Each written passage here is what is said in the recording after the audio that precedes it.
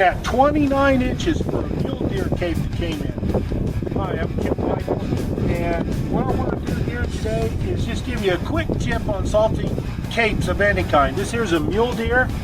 You have to make sure, which you experienced people already know this, but new hunter, you have to flush it down well, turn the ears inside out. Here, make sure the nose and everything's been turned, the lips have been split and rolled out, shaved down a little bit. Of course, all the final shaving, fine tuning is going to be done on a machine or done by hand later after it's already tanned. You have to make sure all that's done. I want to show you something here. Now, most of the time, when you salt everything, you should always put it on a slanted surface. This here is a wooden pallet. I've got holes drilled in it. It's all wet salt. Now, a lot of times when these things are salted, when you first salt them, you got all this flip turned around. It's salted on the flesh side, obviously. All right, that starts to dry a little bit.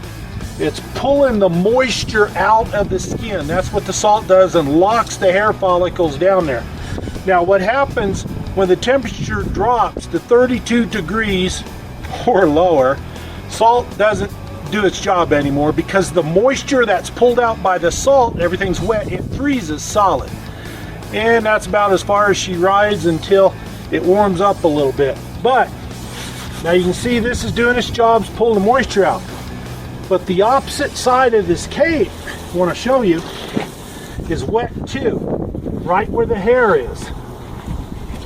So you want to flip it over if it's laying down like this, and go ahead and let this dry somewhat too. Because again, you want to get this dry as soon as possible. Now ideally, you could hang it over a line, hang it over a post that's been put up specifically to help dry skins and capes.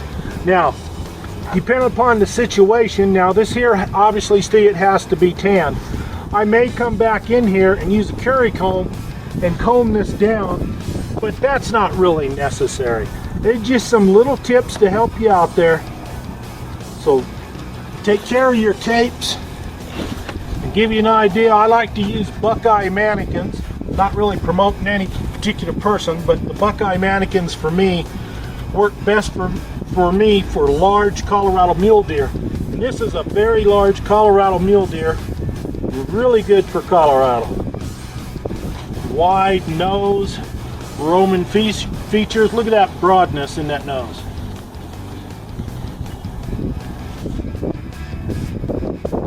Good quality, good hunting. I hope this tip helps. Take care of those skins and capes.